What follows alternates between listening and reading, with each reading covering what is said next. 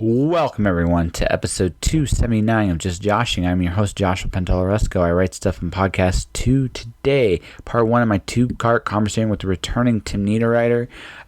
This conversation had a very interesting interruption around 7 minutes into the interview.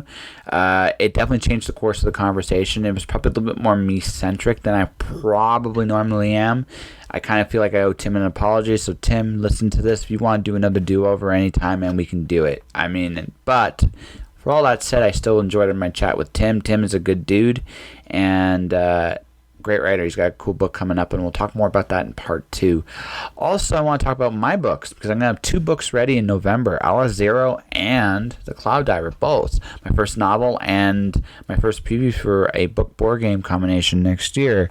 Going to talk about that a little bit more in part 2 as well. Reason being is now the cat's out of the bag. I'm leaving Calgary, and I've talked about why already. I'm not going to do that again, but just talk about why I'm saving it till November. But first, let's talk about my giveaways this week. I'm still waiting for emails from a couple people, but I'll still announce some winners hopefully on my Facebook page, Josh Pantellaresco, author podcaster. But this week I am giving away By Your Leave, The Unquiet Shadow, and Wicked Initiations by Jennifer Ron. And I'm going to go right into By Your Leave's song, Dream Stalker, and then from there, we'll get into the interview. All right? All right.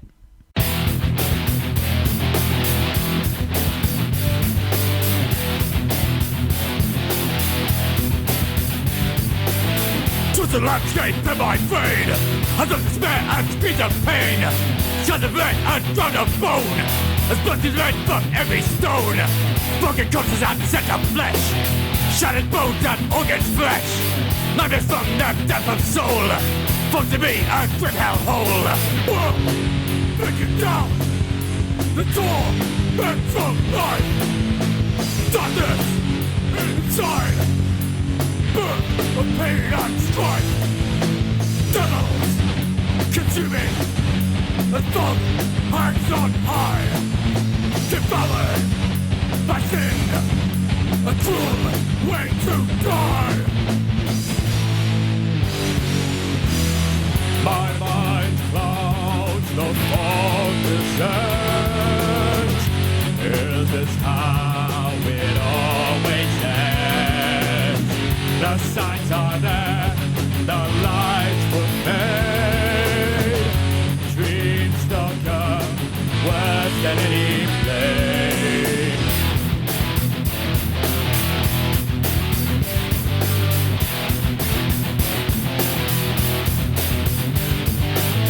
What's it burning up the sleeper's mind? Body breaking, soul in agony. Feeling shadow, death is drawing near. Does it make sweet life away? Break it down. The torment of life. Darkness inside. Birth of pain and strife. Devils consuming. The thumb hangs on high. Devoured by sin, a cruel way to die.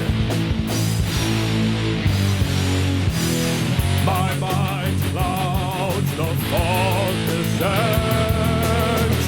Is this how it always ends? The signs are there, the lights will fade. Dream stalker, worse than any blade.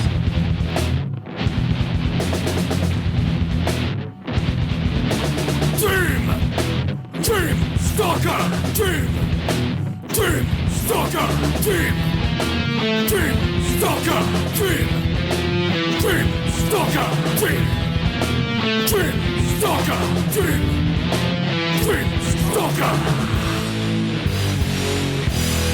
My mind clouds, the fog descends.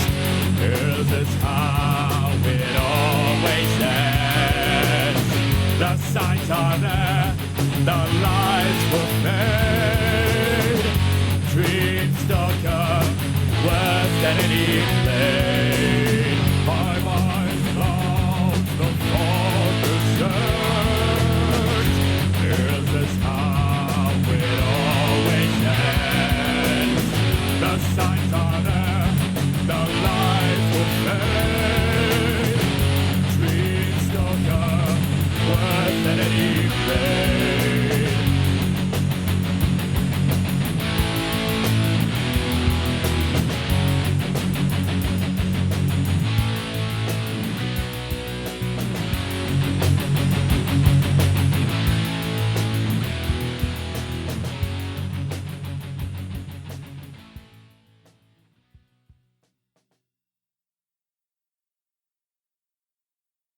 Just Joshing is sponsored by Indie Imprint. Indie Imprint brings your creations to life. They believe in indies helping indies, and they have been known to contribute to everything from game jams to NaNoWriMo and everything in between. As a creator, you just bring your work to them, whether you're a writer, musician, or video game designer, or whatever the case may be, and they'll help you format, proof, and distribute your project to a variety of different avenues. For more information, check them out at info@indieimprint.com. And by Jennifer Ron, author.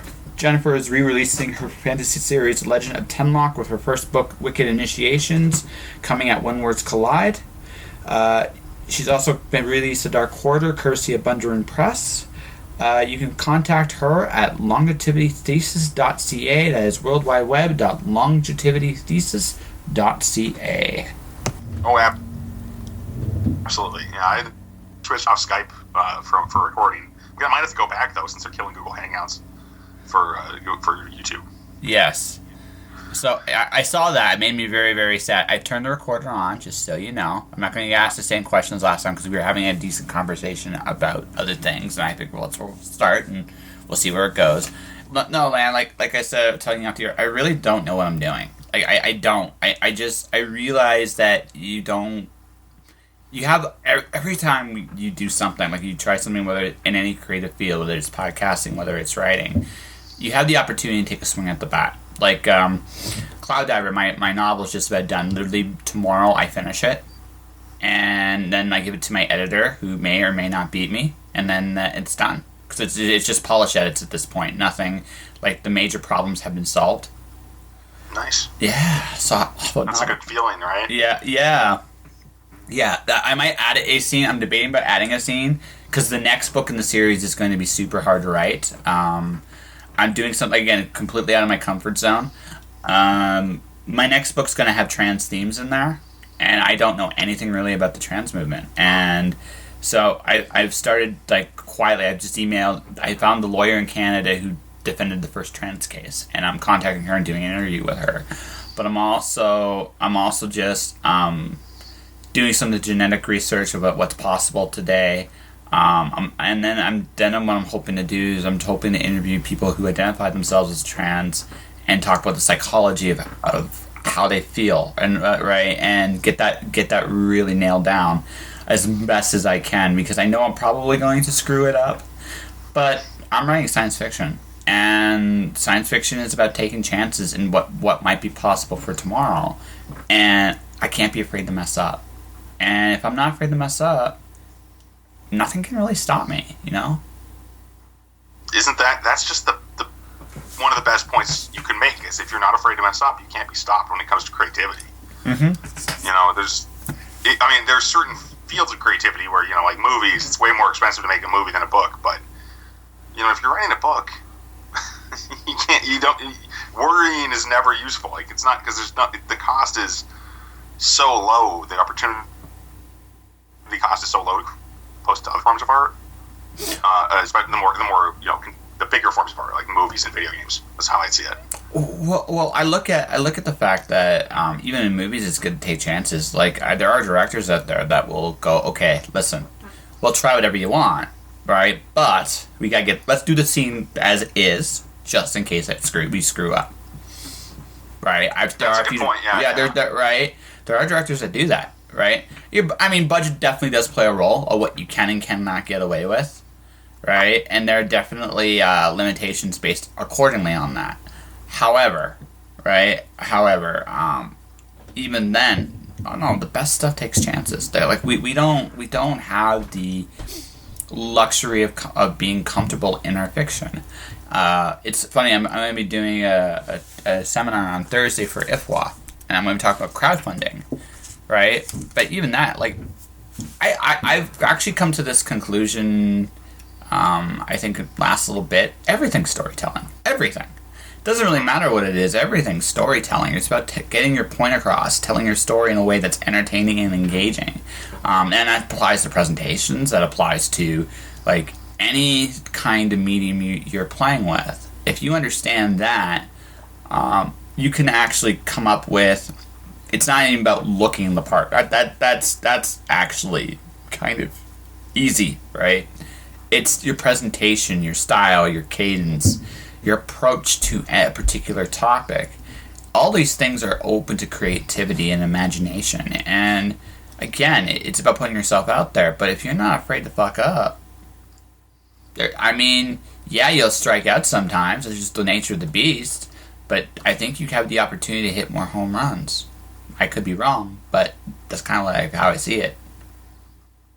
I think I see things similarly, honestly. I recently started dictating rather than writing by hand, or typing rather than typing. And it's so much faster, but the resulting draft is super sloppy compared to when I type. Yeah, it makes sense. So, partially because I can't even use the names. I can't even use the fantasy names or anything in it. Usually I use placeholder names from the real world and then do a search and replace later. But because the dictation software won't catch, the fantasy names. But it's giving this feeling like I can be more free, and I kind of necessarily am more free when I'm dictating, because there's just no guideline in front of me. Usually I'm not even in front of a computer when I'm doing this. I'm walking around in the house, whatever. And when I'm typing, I'm very focused. And when I'm dictating, there's a focus there. But I can kind of ramble a little bit more, and that can produce better stuff in some ways. Like sometimes I just go on about a particular scene or whatever, and I'm pretty new to it. But I think it's going to be a huge advantage, and not only because it's faster to actually write that way. Well, one of the things a lot of us do when we revise our stuff is we read our stuff out loud anyway. It's just one of those, like, you can tell when it sounds bad, right? So, yeah. You eliminate that problem at the very beginning. Now, you create other problems, but they might be more manageable ones, right? And that's what it's, right? You can fall in love with prose in your... So, I used this example in a podcast not too long ago. Back when I was 8, one of the stories I wrote was about dolphins saving the world. But I had this really, really, really... this sounds good in theory, but in practice, it's terrible. It's like, what if dolphins actually talked like dolphins in my story? It sounded really good in my head, but I was 8, all right? And then I do it. And then I read it, and it's like, wow, I could do a Kung Fu translation here now, because I have no idea what I was supposed to say here, right? And right, I just so I'm hoping I can find the story, because I created Ink next year. What I'll do is I'll record a dolphin recording of how they actually sound, mute it slightly, and then do a Kung Fu translation every time. It'd be phenomenal. Yeah, but this goes back to what I'm saying. Like, presentation's everything. This is terrible, but I'm doing it in a way that's fun and engaging and encouraging. Because we all make mistakes when we do fiction. We all make, we're never going to be perfect in our fiction, and that is okay. The challenge is, can we still be good, and can we still have fun with what we're doing? Yeah, definitely. It's kind of... lately I've been taking a lot of inspiration from the old pulp writers. Yes. Like, I've actually read the first book and a half of James Bond. I really liked Casino Royale. And that's like an old pulp novel. It's a little later, maybe. Yes. But storytelling. And these books did not... That was the first book he'd ever written, this guy had ever written, Ian Fleming. And that's kind of incredible to me, but he just, when you pay attention to detail, you can write a nice story. You can write a good story without requiring a lot of experience, even in some cases.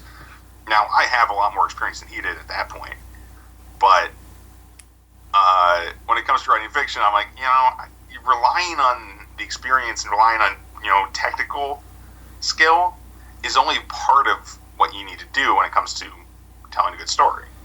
Like, you can't make a good story just because your story's got the perfect sentences in it, right? The sentences are all grammatically correct or whatever. Well, no, you have to invest. It doesn't necessarily mean the story's good.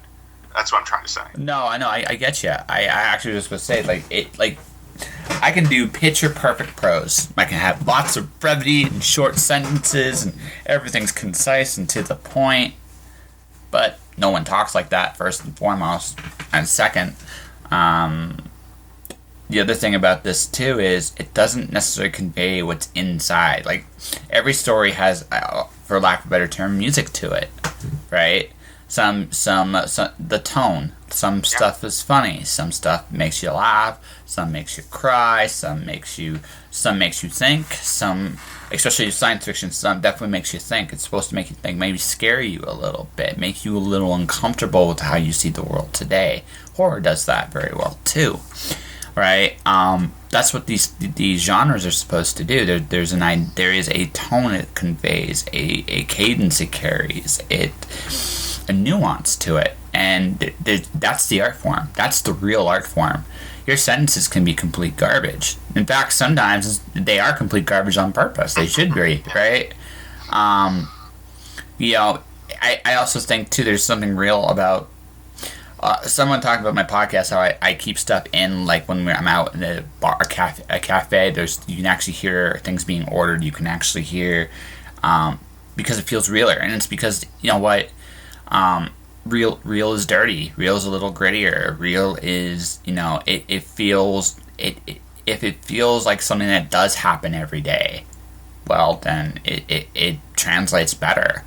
It's not as polished. It's not as clean. But you still get the job done, and maybe better because people will buy into it a lot more because it feels like something they would go through. Yeah, definitely. I mean, professionally produced podcasts, in particular, kind of rub me the wrong way these days. I mean, they can have quality content, but then it gets kind of weird if they're always cutting and there's different voices and stuff coming in that aren't really, they're just kind of actors. Like a scripted podcast usually doesn't do it for me nowadays. Okay, so there are a couple scripted ones that really do it, but they're the ones the ones that tell stories are, but like the ones that are like scripted, informative podcasts, they're basically TV shows. No, they're terrible. they're absolutely terrible. I'm not saying scripted podcasts are bad, because if they're like, an audiobook basically, a full cast audio production or something. That's completely different than what I'm talking about. Sage and Savant has a great little podcast, and it's fantastic because it's storytelling, but they do it in a way that's very, is very professionally done, and it takes them a month to do an episode, and you can tell because they put a lot of work into each and every one of them, and they're great. They do amazing stuff, and that podcast is amazing, but I don't want. Like, podcasting should not feel like a television show. It just shouldn't. It should feel like something. It's its own animal. You have the opportunity to. One second here. I'll be right back. I think I just heard a knock on my door. I just want to make sure I didn't miss here. All right. Yeah. Sure. Next. Yeah.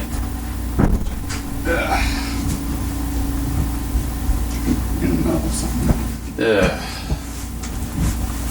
Sorry about that. No problem. It's one of those. Well. Maybe the less said about it, the better. Well, no, I'm gonna. It's kind of it's an interesting dynamic you have, and it's one of those situations where she's been wanting to inspect my apartment for a while, and when I've had it ready to be inspected, she's never shown up. So I'm kind of in like one of those spots where it's like you want to do it, but then do it. When you say you're gonna do it, no. Oh boy, yeah. Yeah. I just that's it, and then I'm in the middle of this, and I'm like, well, okay. Well, like I said, it's real, right? This is real. This is reality. It is what it is, right? And that's a helpful signpost there. Helpful example. Well, no, it's just one of those situations where I go in, I do my thing, and honestly, it's like, I have a very interesting expectation with people, and it's this: if you say you're going to do something, you do it. If you don't, I don't take you seriously, because why would I? But no, we're like I haven't really said anything just yet to them, but I know my time here is coming to an end anyway. So yeah, it's okay. yeah. Well, I made the decision. This is gonna be interesting. This airs. I made the decision about 2 months ago that I was going to possibly be leaving my. If I had done it the way I wanted to do it, I probably would have. My original plan was to stay in the city, but now it's. How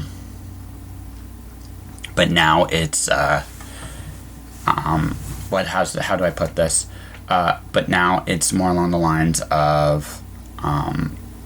With everybody leaving and things just moving on, and it's one of those situations where I don't have the same reasons to stick around anymore that I did even a few months ago.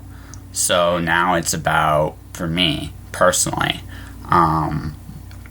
it's about leaving. It's about going out and where do I want to go next and what do I want to do, and that's kind of where I'm at, and it's one of those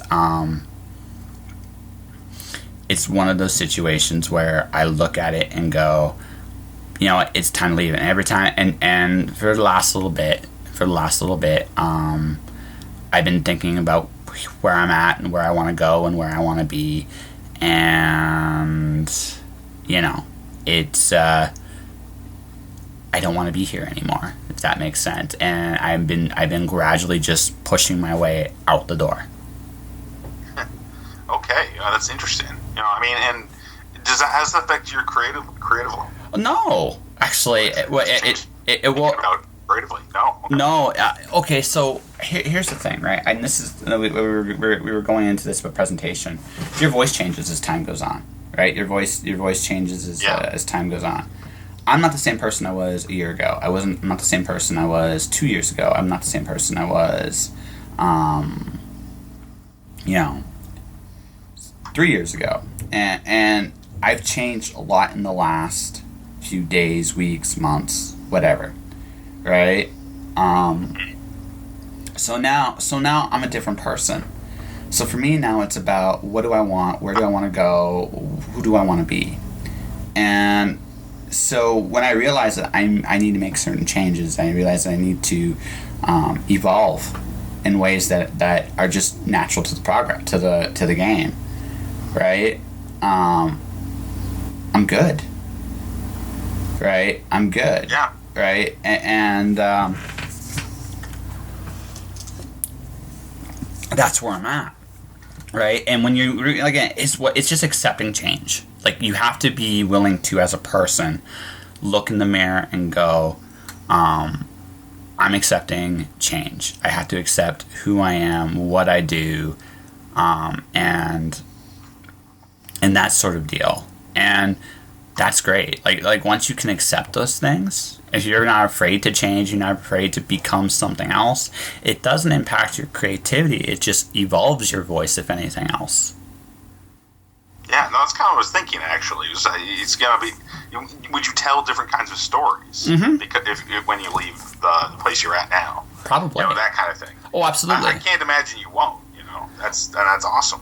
Well, because change is good. Ultimately, yes. No, ultimately, yes. I made this decision a bit. I literally have my transfer applications with my job to go somewhere else. Now it's just about saving money and going. But I'm really not afraid to be uncomfortable. If push comes to shove, I'm really not afraid to be uncomfortable for the next little bit either. It's about right now. Literally, I'm literally 2 days from starting to eBay my comic books. Wow. Yeah, like starting to. Yeah, I mean, not all of them, but I'm not gonna. The ones you don't need to keep. The ones you don't really. Yeah. Really identify with. Exactly. Like, no, that's where I'm at. Like, I'm no longer the person I was. And I feel like I've been feeling this for a long time. right? I've been feeling this for a long time. Is I'm a different person. I'm becoming a different person. So for me, right, it's about where do I go from here, right? And I've kind of made this decision in my head. If anything, that knock on the door is just another sign of, right, let's go, let's do it, let's make it happen. And that's kind of where I'm at, right? And with her, and again, she's not a bad person. She's been relatively good as a landlady, but it's just one of those things this year started me the wrong way. She wanted to inspect my house in January. Okay, this is the story, right? Ready for January? No shows. March, she wants to do it again. Get ready? No shows. Right? It's July. Yeah, I can see how that get frustrating. Yeah, it's July. Like that's the part of it. That's the part of it with me. It's just like I do, and here's the thing. I do. I'm definitely a bachelor. I'll be the first to acknowledge this. I am definitely a bachelor. That all said, I do my chores. I keep things relatively clean, and it's a 3-day weekend. I was gonna clean this weekend anyway because I'm home all weekend, right? I'm going to clean, but that's life, right? I'm doing my thing all the time, and that's like. That's part of the deal too. But that comes with that. I mean, those are typical living stuff. I can't say they've treated me bad here, but again, I've outgrown the place. I've outgrown it. I hear what you're saying. Yeah, I've outgrown it, and I think they know it. I don't have an exact set date of when I'm leaving yet, but I'm going to be leaving, and since I know I'm going to be leaving. It definitely changes the equation a little bit as to what I'm doing, how I'm doing it, and it's just relationships with the people you're around you are going to be different because they're more you're more aware of them being temporary. Yeah, exactly. No, it's just. That's it. It's funny. Like right this minute, personally, I'm kind of onto an island unto myself right now because everybody I knew I was really close with have all pretty much either moved on with their lives, not in a bad way, just life goes on, or they moved away. So it's kind of lonely, I bet. Well, yes and no. Right now, I don't think that's a bad. Makes sense to go somewhere else at that point. Well, it's an opportunity to. Okay. It's an opportunity to, right? Yeah. Right, you look. You're not being held by anybody either. You're not being pushed to stay in that place. No, so you can go wherever, which is pretty incredible. That's quite an opportunity out there. Yeah, exactly. That's how I look at it. I'm not looking at it anymore as I know my time's up. Like if I was going to stay in Calgary, I would have already given my notice to this place. I'm being very honest about that. I would have already done it. But because this happened and I made this decision, I'm like, well, I figured till September, October. Okay. Right. That's transition. Yeah, exactly. I got to September, October. So I'm not afraid. And I'm finishing a novel right now. I'm doing my podcast regularly right now. It's one of those. It's one of those things where you understand certain things, and it like that like I said, that's where I'm at. Like that's where I'm at personally, and I've been there personally for a little while. There's a little bit, again, I'm older than I was in my 20s, and so it's like I'm 37. I'm like, do I really want to put myself through this? And every time I get a situation like that, I'm kind of like, yeah, actually I do. It's not right. It's not like, again, this place has been good to me. Like I can't say it's been bad. It's been a good starting point, but I'm not meant to stay here, and I know I'm not meant to stay here. And it's time to move forward. It's time to deal. Yeah. Yeah. So that's kind of where I'm at, and that's what I feel. Like that's what I feel in my heart. So I can go where I want. I'm going to try to make that happen in the next little bit. Outside of that, yeah, you know, that's kind of that's where I'm at personally in my life. How about you? Well, where I am, I've been in the same town for a while, or my whole life basically, and it's not a big town. Nothing wrong with that. Nothing. Yeah, there's nothing wrong with it. I mean, but it is kind of funny how I identify with what you were saying about people leaving or just disconnecting, because I felt like that was going to happen. I mean, it kind of happened to me because I did go to college in this town too. But almost everyone I went to school with here, of course, they left because the town isn't very big. Well, yeah. College is like a third of the size of the town. Well, and all my friends from then, they are scattered to the winds, and I went back to town. I just went down the hill. Yeah. It was kind of a weird situation. I'm at peace with it now. It took me a little while to get used to it. The idea of just going back and doing just doing the writing thing in the same small little town I grew up in, basically. Yeah. Well, no, there's nothing wrong with that. In one way, dude, it's enviable. Like, I've moved, just to give you an idea, like 30 plus times. Like, my life. Yeah. That's like the opposite of me. Yeah, well, when I was young, the original plan for my family was we were going to move until we got to the nice big house and picket fence, and we got that. I was 7 years old. My parents divorced, though.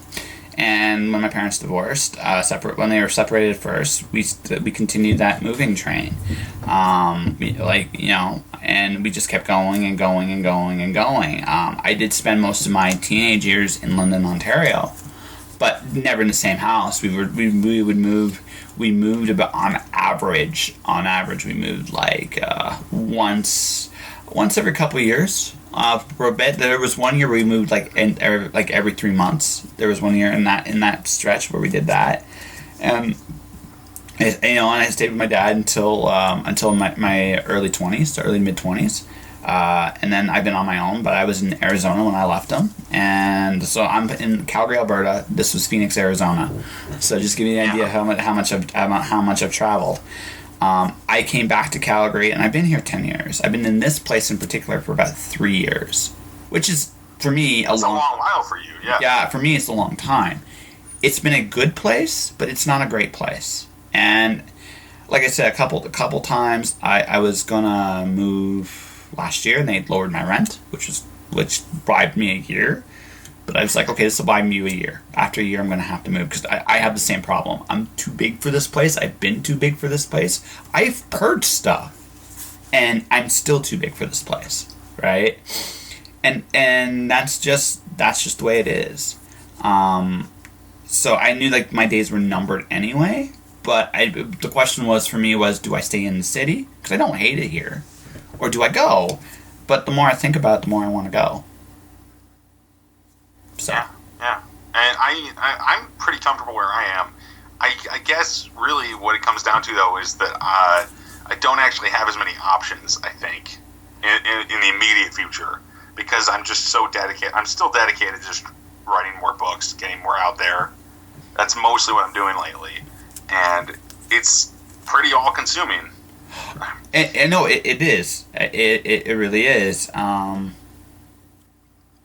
But I just throwing this in perspective, right? Yeah, absolutely. But throwing this in perspective, if you wanted to leave, you could. By the way, there's no shame in wanting to stay somewhere if you're happy there. There's no shame in that whatsoever. I'm seeking a happiness that you might already have, right? And if you have it, man, kudos to you. Don't throw that away for anything. I hadn't even thought about it. Yeah, honestly, I've been so busy writing and. Well, that to me tells me that you're where you should be right now, right? And that's a great feeling, right? When you fit perfectly somewhere, you're doing what you're supposed to do. I'm not a big guy into destiny and all that stuff, but what I'm saying is, right? There is definitely, what's the term? Not comfort. There's like it's so reassuring to know like I know what you're talking about. Familiarity. General. Well, it fits together. Yeah, it's you have a place where you're at. Yeah. Right. It's part of the deal. But like I said, in my case in particular, I don't have that space, that limitation. It's one of those situations where, again, I have outgrown it, and I've outgrown it for a while, and I've known I've outgrown it for a while, and if anything, I'm the one guilty of being too comfortable. I'm being really fair here. I'm guilty of it. I could definitely push this for a bit longer if I really wanted to, but I'm just being honest. I think that's one of the things I'm going to have to set in stone is, this was my plan. I handed my transfer papers, like when I go back to work on Tuesday, all of them. I'm transferring to 3 possible places, and if I get any one of those 3, I'm gone. The moment that's done, I start looking for a job in all those 3 places. Like that, this is a wholesale change, but again, the moment I put those transfer papers in, that's the commitment. I've taken that step, and I'm not going back. You know what I mean? So I haven't done that yet. As of this recording, by the time this airs, I'll be well into it. Okay, yeah. I mean, it sounds like you have a plan already, though, which is good. You may be preparing to make a change, but you're kind of knowing, it's gonna work for you where you go. Well, even if it doesn't, I'm not. But even if it doesn't, this goes back to something we talked about earlier. I'm not afraid to fail. I'm not afraid to get my ass kicked. Yeah. I'm just not. I've starved, so I mean, it's not like I haven't seen the bottom of the hill. I might see it again. It's entirely a possibility, but I'm not afraid of that possibility. I've been there before. I know what to do, and I can survive it. Right? And that's different, I think, than a lot. Because I've faced that kind of adversity before. Not much scares me. That's a good quality to have. Yeah. Very helpful, I'm sure, for all sorts of stuff. I know, actually, back when I was in college, somebody said, I forget who it was, but they said, "Oh, you're so brave to write fiction." Because I was already written, 5 or 6 books at that point. And I'm like, brave? What does it take to write fiction? It's not like I'm an astronaut. I'm not going to the moon. But there is a certain amount of, you get used to the things you do. Absolutely. And you're not afraid of them anymore. And the experiences you've had, you understand them on a certain level. Mm-hmm. So they're safer in some ways. Well, they're familiar, right? And that's why you know what you're doing. Yeah, that's exactly right. Yeah, they're familiar. You know your way around them if they aren't safe. Yeah. Yeah. Whereas me, like one of the things, like, why would I go out there? It's a bigger media area. So I'd be looking at maybe working on a movie set. Maybe I'd get into a television station or a radio station. I definitely have the voice for radio, if not the face, right? So, I'm just looking at the fact that, like, I look in the mirror now and I'm not the same person. I'm a bigger person than I was. So now it's just about leaving. It's about... You too, huh? You can't wait? Oh, can't wait. Sorry, just wanted to throw some levity in there. Yo, it's all good. Dude, honestly, I'm stoked. I'm scared. I mean, I would be lying to you if I said I wasn't a little scared. But I'm stoked. It's... What's life about taking chances? Couldn't be called a real life, I'd say. Yeah. You gotta take risks, even if they're just little ones. Well, I'm going to go back to something. I said this in my last podcast that aired. It takes a certain audacity to write fiction. Right? Especially if you're selling it. It does take a certain audacity to do it. Don't underestimate how brave that actually is. Good fiction, good art, all that stuff. Right? It takes guts. You don't have the luxury of what's the term? You don't have the luxury of holding back if you want it to be the best you can possibly be. You have to put something of you in there, whether it's like the Cloud Diary, the book that's just about ready to go. It's about getting out of your comfort zone, right? That's what it's about, right? And that's the thing, right? I'm very.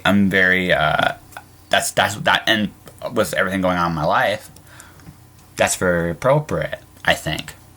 The next book, the book with the trans themes, it's ultimately there's a lot of things it's about that perfect image, how you look at yourself in the mirror, right? Like physically, not. Yeah, no, exactly. Yeah, yeah. I see where you're going. Yeah, it's about that. Like that, there are definitely like our vanities, our flaws, and how we look at all the things, how we look at ourselves. Our own mortality. That's in my young adult novel I'm working on right now. That's a big theme of it, is our own mortality.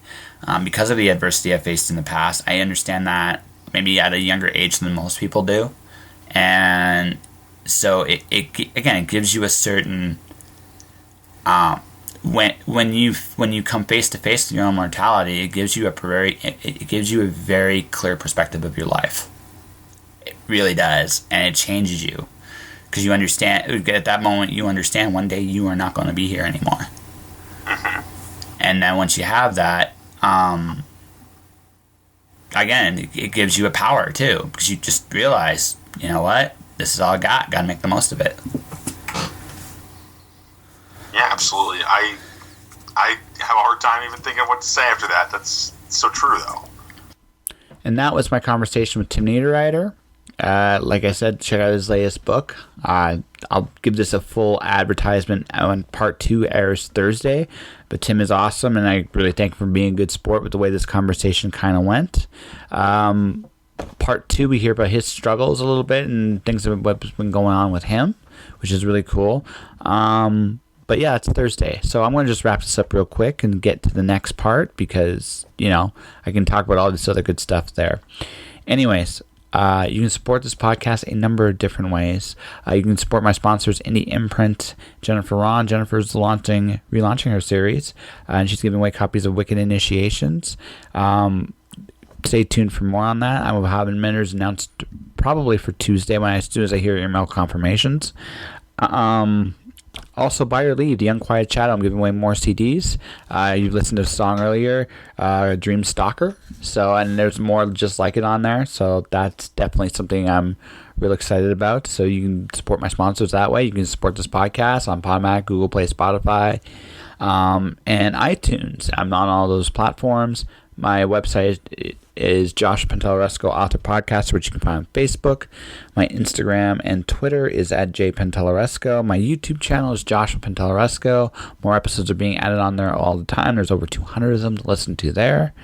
My books, Watcher, Storm Dancer, Wandering God, are courtesy of Mirror World Publishing. You can take a look at them there. Alice Zero and The Cloud Diver will be available this November, and I'll get more details of that later on. But for now, guys, stay inspired, keep doing your thing, and I'll talk to you guys this Thursday. Josh.